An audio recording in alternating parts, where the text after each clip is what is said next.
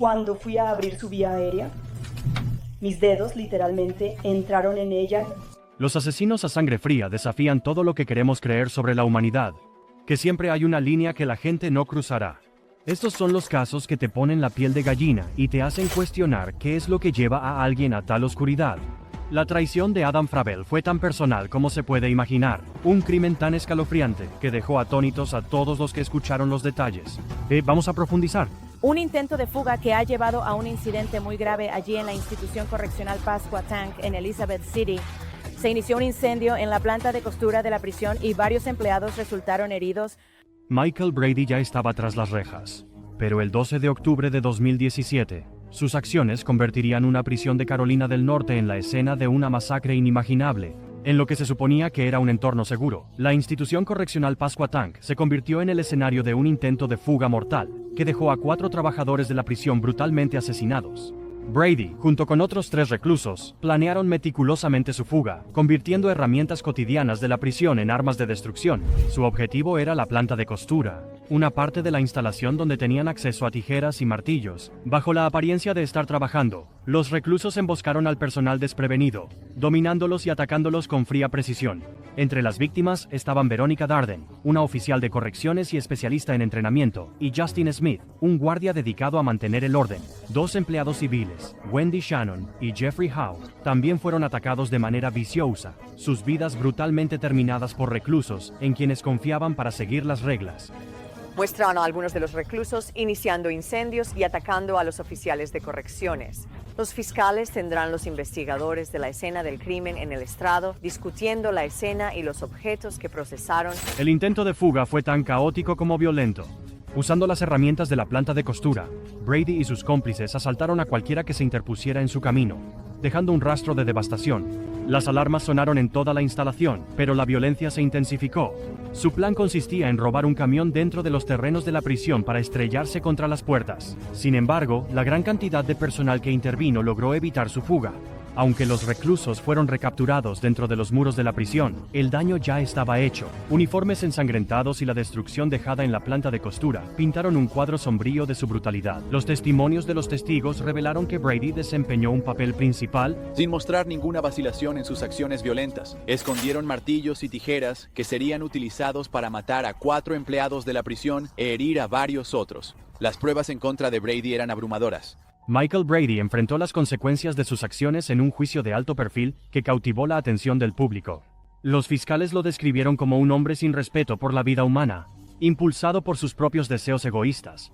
A pesar de los intentos del equipo de defensa de abogar por una sentencia de cadena perpetua, citando problemas sistémicos dentro del sistema penitenciario, el jurado no se dejó influir. Brady fue condenado a muerte por su papel en los asesinatos, una pena rara en Carolina del Norte, pero que las familias de las víctimas sentían que era merecida. La sentencia trajo una cierta semblanza de justicia, pero no pudo devolver las vidas perdidas en el ataque. Cuando fui a abrir su vía aérea, mis dedos literalmente entraron en ella.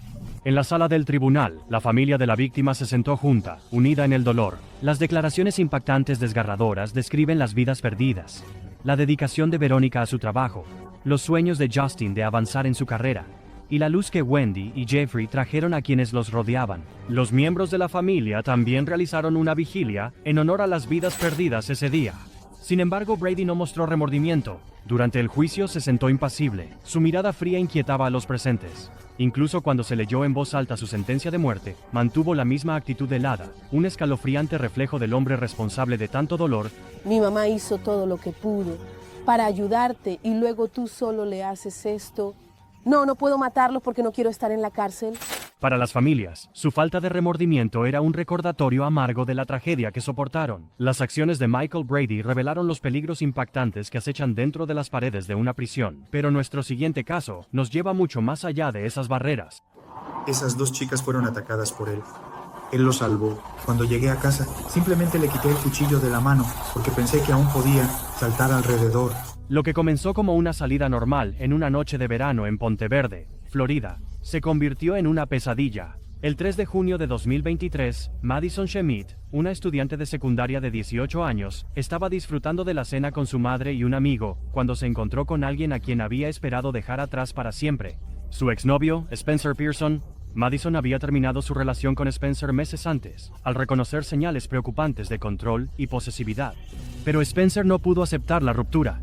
En las semanas previas a esa fatídica noche, él había estado enviando mensajes amenazantes a Madison, dejando claro que no estaba listo para dejarla ir. A pesar de sus esfuerzos por seguir adelante, su obsesión solo creció. Cuando Madison vio a Spencer entrar al restaurante esa noche, su inquietud fue inmediata.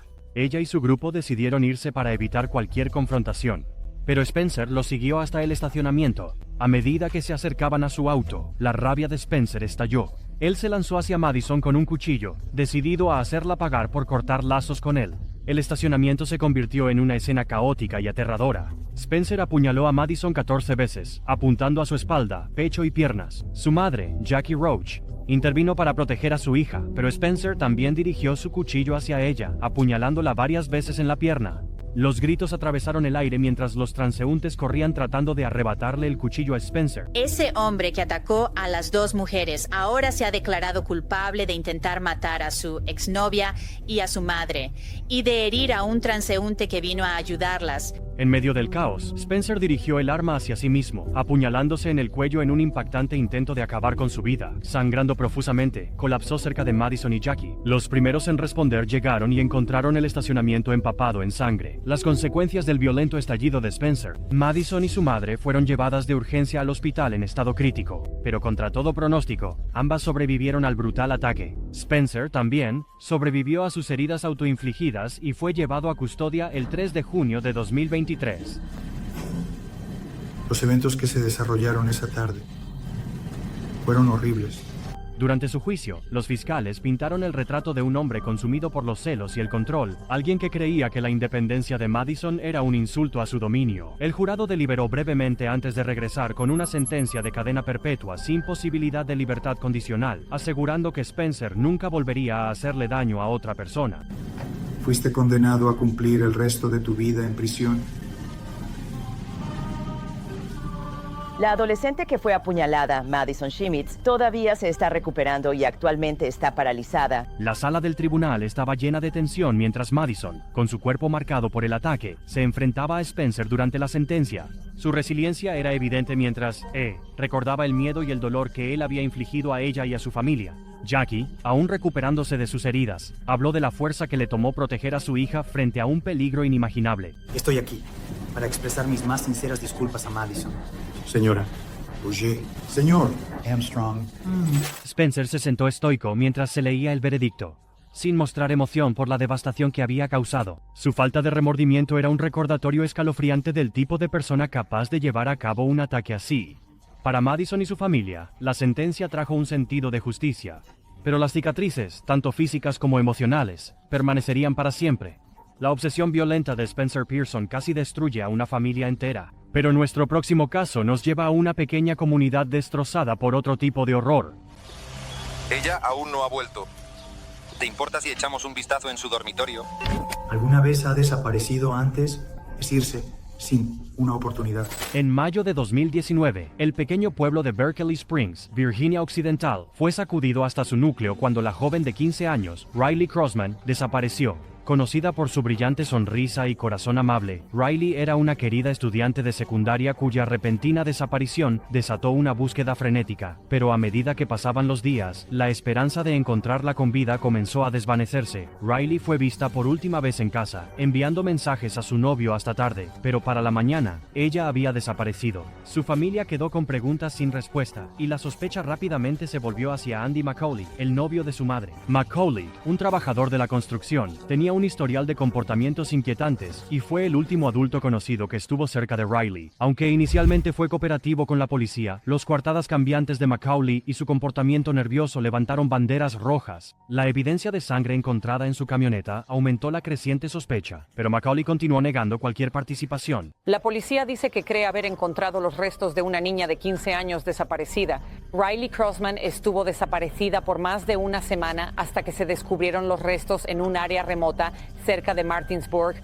Después de una semana de búsqueda incansable, las autoridades hicieron un descubrimiento desgarrador. El cuerpo de Riley fue encontrado abandonado en una ladera remota, cubierto de ramas y escombros. La autopsia reveló que había sido asfixiada hasta la muerte, un acto cruel y deliberado que destrozó a su familia y dejó atónita a la comunidad. La participación de Macaulay se volvió innegable a medida que la evidencia forense, incluyendo rastros del ADN de Riley en su camioneta, pintaba un cuadro escalofriante de sus acciones. Los investigadores teorizaron que Macaulay, había atacado a Riley en un arrebato de rabia o por miedo a ser descubierto, y luego intentó encubrir su crimen deshaciéndose de su cuerpo en el bosque. Regresa alrededor de, probablemente, a las 2:45, así que estuvo fuera un buen rato, 4, casi 5 horas. Macaulay fue arrestado y acusado de asesinato en primer grado. Durante el juicio, los fiscales presentaron un caso contundente en su contra, detallando la evidencia que lo vinculaba con la muerte de Riley. El jurado tardó poco tiempo en condenarlo, y Macaulay fue sentenciado a cadena perpetua sin posibilidad de libertad condicional. Nosotros, los miembros del jurado Petit, en cuanto a los asuntos planteados, encontramos al acusado Andrew Jade Macaulay como sigue. Cargo 1, asesinato, culpable de asesinato en primer grado. Para la familia de Riley, el veredicto fue un paso hacia la justicia, pero no podía borrar el dolor de perder a su hija de una manera tan horrible. Recibiste la trágica noticia sobre Riley, ¿verdad? Sí. ¿Recuerdas dónde estabas? Estaba en la oficina del sheriff. Oh. La sala del tribunal estaba llena de emociones a flor de piel, mientras la madre de Riley confrontaba a Macaulay durante la sentencia. Su voz temblaba mientras describía la devastación que sus acciones habían causado, no solo para ella, sino para todos los que habían amado a Riley. Muchos de los presentes lloraron abiertamente, su dolor era palpable. Sin embargo, Macaulay mostró poco remordimiento. Se sentó con el rostro impasible mientras se leía la sentencia, sin ofrecer disculpas ni reconocer las vidas que había destruido.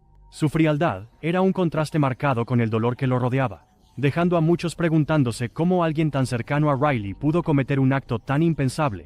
La traición de Andy Macaulay destrozó a una familia y dejó a un pueblo aturdido. Pero el siguiente caso nos lleva a un padre cuyo crimen dejó una marca aún más oscura. Otros testigos han testificado que Fravel se beneficiaría económicamente de la muerte de Maddie porque sus hijos recibirían un beneficio por fallecimiento de $170,000. Y otros testificaron que Fravel era casi completamente dependiente financieramente de Maddie. En la primavera de 2024, un caso atrapó a Winona, Minnesota, y reverberó por todo el país. La desaparición y asesinato de Madeleine Kingsbury, una madre de 2 hijos de 26 años.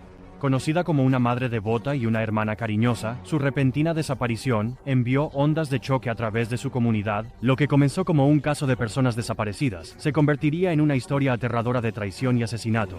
El 31 de marzo de 2023, Madeleine Kingsbury dejó a sus hijos de 5 y 2 años en una guardería, pero las cosas cambiaron cuando su familia y amigos dijeron que no habían tenido contacto con ella desde entonces. El 31 de marzo de 2024, Madeleine fue vista por última vez dejando a sus 2 hijos pequeños en la guardería con su padre, Adam Fravel. Se esperaba que regresara a casa esa mañana, pero nunca lo hizo. La preocupación creció rápidamente cuando amigos y familiares no pudieron comunicarse con ella. La policía lanzó una búsqueda extensa, unida por cientos de voluntarios que peinaban la zona en busca de cualquier señal de ella. Fravel, quien no estaba viviendo con Madeleine en ese momento pero seguía presente en su vida debido a sus hijos, se convirtió en una persona de interés inmediata. Sus declaraciones inconsistentes y la falta de cooperación con las autoridades aumentaron la sospecha. Detrás de puertas cerradas, se reveló que Fravel tenía un historial de maltrato emocional y físico, creando una relación tóxica y volátil de la que Madeleine había estado luchando por escapar. El investigador del condado Fillmore, Dan Dorning, buscaba en el camino rural el 7 de junio. Dijo que fue el hedor desagradable y el sonido de las moscas que lo llevó al descubrimiento de los restos de Madeleine Kingsbury en esa alcantarilla rural. Después de semanas de búsqueda incansable, la desgarradora verdad salió a la luz. El cuerpo de Madeleine fue descubierto el 7 de junio de 2023, escondido en un área boscosa remota cerca de la propiedad familiar de Fravel. El descubrimiento sombrío acaba con las esperanzas de su regreso seguro. Estaba envuelta en una sábana y atada con cinta adhesiva, objetos que luego se rastrearon hasta la casa de la pareja. Los investigadores armaron una escalofriante línea de tiempo. Fravel había asfixiado a Madeleine en un ataque de rabia, impulsada por sus planes de dejar su relación tóxica. Su cuerpo fue arrojado en un área que él creía que ocultaría sus acciones para siempre. Este acto de control y celos mostró hasta dónde llegó para mantener el dominio, incluso en su muerte. La evidencia de ADN, incluyendo materiales en el cuerpo de Madeleine y en el vehículo de Fravel, selló el caso en su contra. razón los fiscales usaron para condenar a Adam Fravel por el asesinato de Maddie Kingsbury. Su cuerpo fue encontrado el pasado y el mes pasado un jurado culpó a Fravel. Fravel fue arrestado y acusado de asesinato en segundo grado, un cargo que sorprendió a la comunidad, pero que ofreció una medida de justicia para los seres queridos afligidos de Madeleine. En la corte, la fiscalía expuso la magnitud del comportamiento manipulador y abusivo de Fravel, utilizando evidencia contundente para mostrar cómo sus celos y rabia culminaron en un asesinato. El jurado lo declaró culpable, y Fravel fue condenado a 40 años de prisión sin posibilidad de libertad condicional. Aunque la sentencia no podía traer de vuelta a Madeleine, aseguró que él nunca volvería a hacerle daño a otra persona. He estado allí para escuchar a mi sobrina de 6 años decir que mamá era demasiado joven para morir. ¿Y cómo puedo decirte cómo fue intentar tener una semblanza de despedida?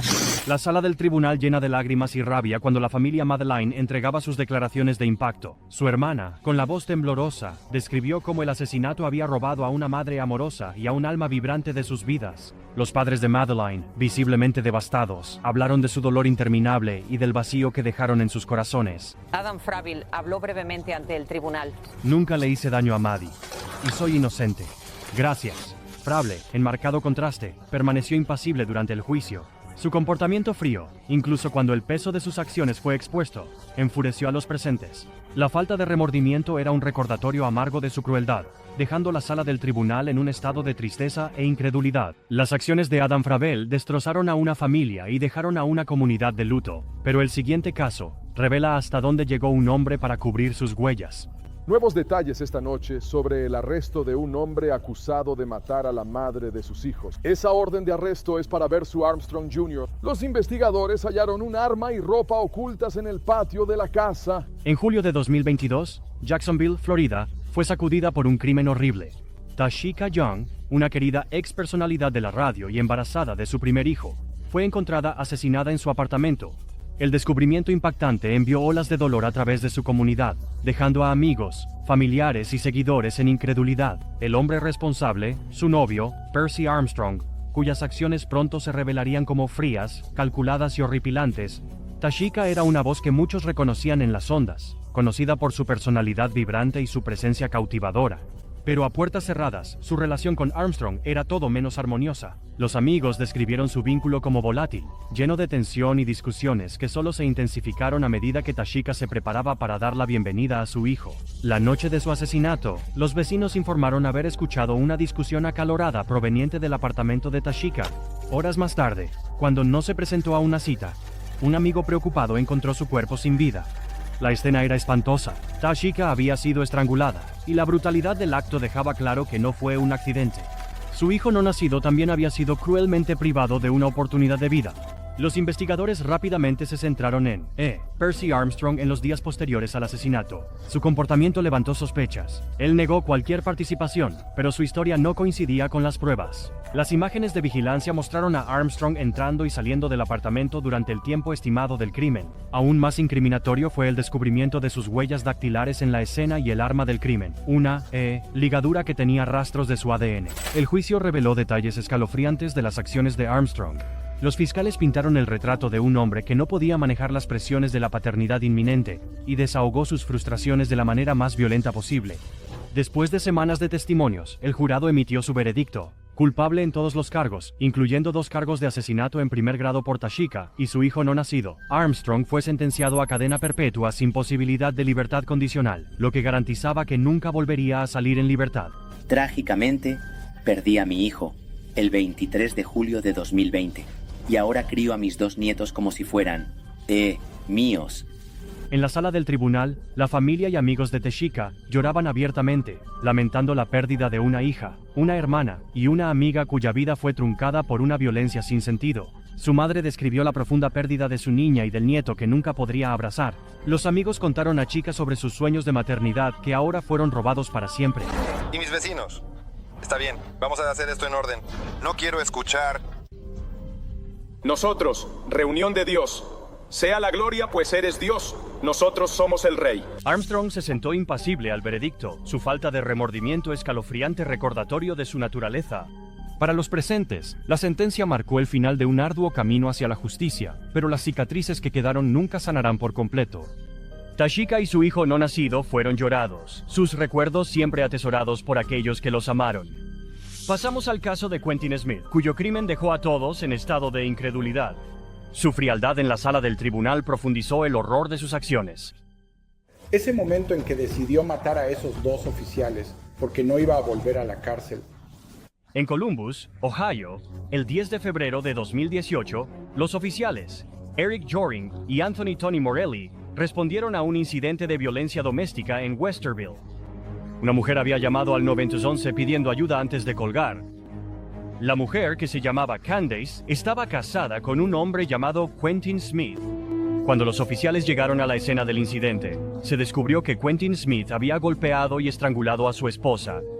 La había acusado de engañarlo antes de estrangularla hasta que perdió el conocimiento. Cuando ella despertó, llamó al 911 llorando, pero no dijo nada porque tenía miedo de que su esposo la escuchara hablando con las autoridades. Cuando los oficiales de policía llegaron, Smith se enfureció porque Candace había llamado a la policía y había tomado las armas que él había puesto en el sofá, y esto provocó un forcejeo entre los tres hombres. Smith disparó contra Joring y Morelli cuando llegaron.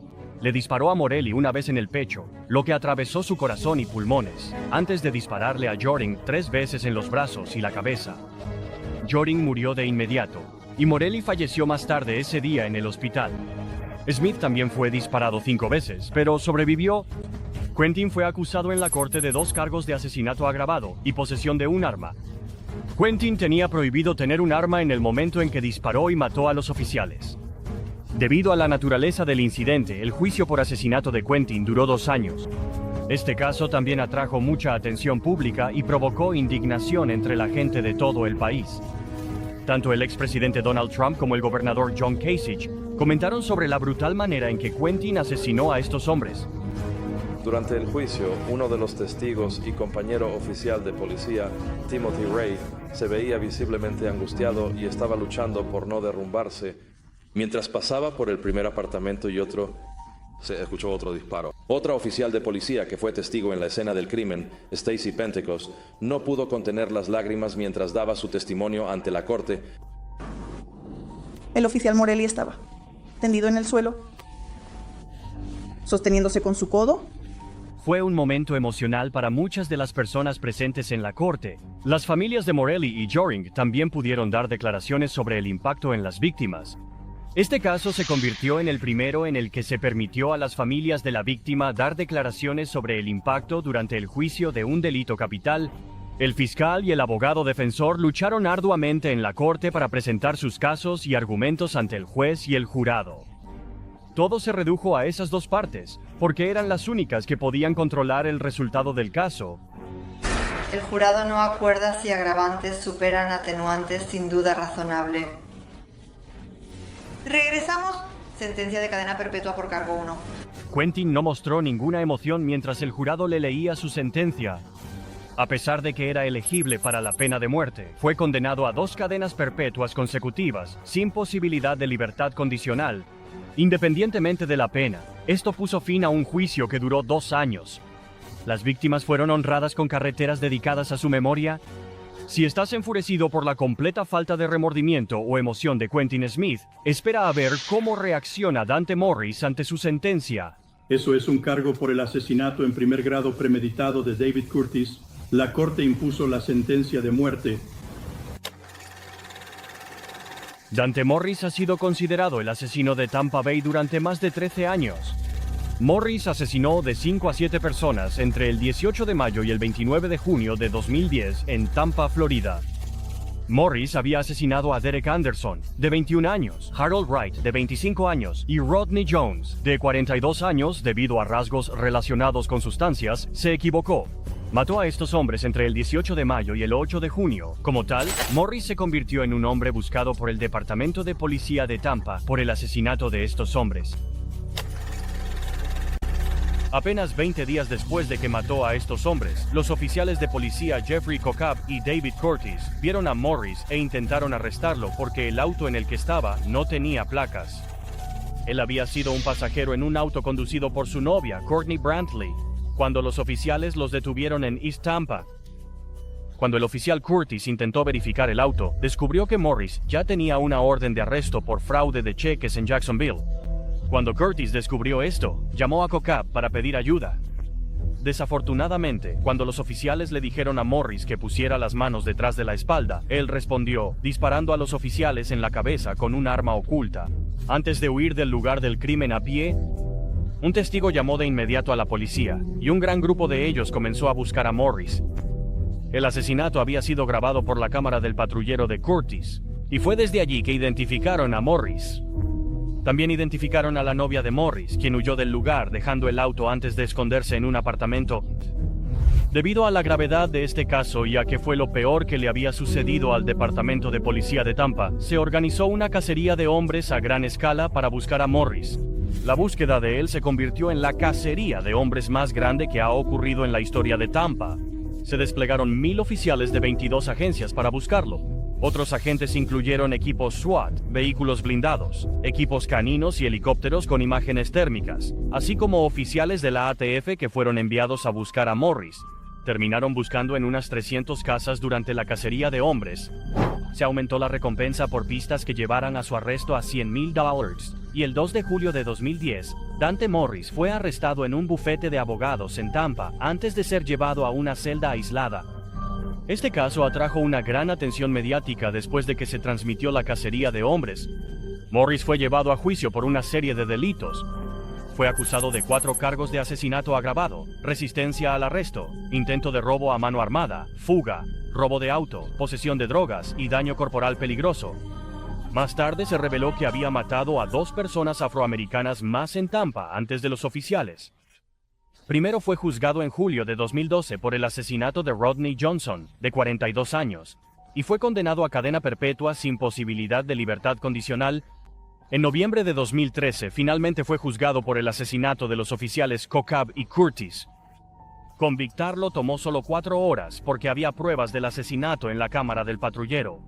Durante el juicio, la esposa de Jeffrey COCAB, Sarah COCAB, dio una declaración sobre el impacto en la víctima y habló sobre cómo Morris le quitó a su esposo.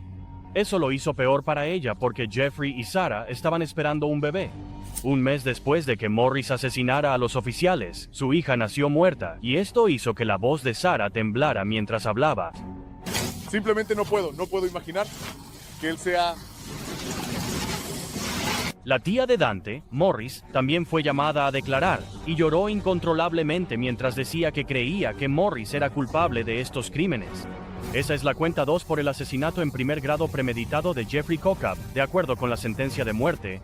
El jurado lo declaró culpable de doble asesinato y en mayo de 2014 fue condenado a muerte. Morris no mostró ninguna reacción mientras el jurado leía su sentencia. Recibió 2 penas de muerte más entre 2014 y 2015, cuando fue trasladado al corredor de la muerte por el juez William Dante. Al menos Dante Morris no emboscó y mató a los policías de manera brutal y dolorosa como este sinvergüenza. Según la fiscalía, estas fueron ejecuciones. Ambas víctimas fueron disparadas múltiples veces, pero Elliot Knox afirma que no tuvo nada que ver con los tiroteos. El 16 de diciembre de 2021, 2 personas fueron asesinadas en cuestión de horas en Baltimore antes de que terminara el día. La primera víctima fue la oficial de policía Keona Hawley, quien había sido un miembro activo del Departamento de Policía de Baltimore. El segundo fue Justin Johnson, de 27 años. Ambas víctimas fueron disparadas y asesinadas en lo que se llamó un asesinato por emboscada. El perpetrador, Elliot Knox y Trayvon Shaw. La parte más desconcertante de este caso fue que parecía que no había un motivo para los asesinatos que cometieron estos dos. El día de los trágicos asesinatos, Keona Hawley había estado sentada en su patrulla en Curtis Bay cuando fue disparada múltiples veces desde diferentes ángulos. Apenas 90 minutos después, los hombres condujeron a Yale Heights y dispararon a Johnson 6 veces en la espalda, mientras él también estaba sentado en su auto. Hawley fue colocada de inmediato en soporte vital debido a la gravedad de sus heridas, pero desafortunadamente murió 8 días después, el 23 de diciembre. La búsqueda de un sospechoso comenzó y eventualmente, las pruebas de cámaras de seguridad, vigilancia, teléfonos celulares y ADN ubicaron a Knox y Shaw en la escena de ambos tiroteos. Más tarde, durante la investigación, se encontraron 2 armas en la casa, una de las cuales se utilizó para matar tanto a Hawley como a Johnson. Knox fue arrestado poco después y fue llevado a juicio por 2 cargos de asesinato en primer grado y 2 cargos de conspiración para cometer asesinato. Más tarde, la fiscalía reveló que el motivo detrás del asesinato de Johnson era que le debía a Shaw $100. Un testimonio impactante fue dado por Knox, lo que dio la impresión de que había un motivo. Knox le dijo al tribunal y a la familia de la víctima que Shaw afirmó que Holly era miembro de la Black Guerrilla Family, una pandilla infame, y que la pandilla quería que ella saliera de la escena. Según Knox, Holly y más de 100 oficiales de policía de Baltimore habían formado una alianza ilegal con la BGF, y a menudo les daban nombres e identidades de traficantes de sustancias en Baltimore para que los robaran. También afirmó que los oficiales tomaban sustancias y armas de los traficantes para usarlas como pruebas, de modo que el programa Safe Streets del alcalde de Baltimore pudiera utilizarlas, se vería más efectivo y relevante. Sin embargo, la hermana de Kiona Hawley, la Wanda Sykes, dijo que esto era una mentira y que no había forma de que Hawley fuera miembro de una pandilla. El jurado también desestimó estas salvajes alegaciones, porque consideraron que eran difamatorias. Las pruebas también mostraron que Elliot debió haber estado más cerca del coche patrulla de Hawley cuando él y Shaw la asesinaron. El padre de la segunda víctima de Knox, Harold Johnson, dijo: "Desearía que hubiera otra forma de penalizar a estos tipos, porque Justin y el oficial Hawley se han ido. Y la cosa es que el contribuyente tiene que pagar la cuenta por estos tipos durante el resto de sus vidas, y desearía que hubiera otra forma en la que pudiéramos penalizarlos". Justin Johnson, de 27 años, era padre de 5 hijos antes de ser asesinado por Knox. Se informó que el fiscal dijo lo siguiente después de la sentencia de Knox. El abogado, Evan Bates, dijo: "La sentencia de hoy, de Elliot Knox, transmite un mensaje inequívoco de que los actos de violencia que han afectado a nuestras comunidades no serán tolerados. Esta sentencia garantiza que el señor Knox nunca podrá hacerle daño a nadie en Baltimore nuevamente". En otro juicio, la fiscalía le dijo al jurado que los 2 hombres habían tenido como objetivo a Holly y la ejecutaron. Según él, sabían quién era y dónde estaba, así que la asesinaron mientras estaba trabajando. De hecho, una de las cosas más importantes que queremos saber es por qué sucedió esto. No descansaré. No estaré satisfecha hasta que sepa quién y por qué se le hizo esto a mi hermana. En marzo de 2024, Knox fue condenado a 2 cadenas perpetuas consecutivas por el asesinato de las 2 víctimas. Se dijo que sus emociones iban desde la desafiante hasta la acusatoria. Se informó que seguía tratando de evitar asumir la culpa y seguía intentando justificar sus acciones. Él le dijo al tribunal, con la ayuda de su abogado, que solo había sido un cómplice porque Shaw le había dicho que escondiera las armas. Esto no detuvo al jurado de condenarlo a cadena perpetua sin posibilidad de libertad condicional. Bueno, después de que matamos a este oficial de policía, vamos a cruzar la ciudad y a llevarnos al hijo de alguien. Nadie se despierta por la mañana y piensa en estas cosas. ¿Alguien les envió a hacerlo? Después de la sentencia, la hermana del oficial Hawley dijo que aún necesitaban saber la razón detrás del asesinato de su hermana. Ella insistió en que no descansaría hasta que supiera quién ordenó su muerte y por qué. Los asesinos nos sorprendieron con crímenes a sangre fría y sus fuertes reacciones en la sala del tribunal. Pero hay aún más por descubrir. El siguiente video en pantalla profundiza en casos asombrosos y veredictos impactantes que te mantendrán al borde de tu asiento. No te lo pierdas. Haz clic ahora para ver las historias que te dejarán sin palabras.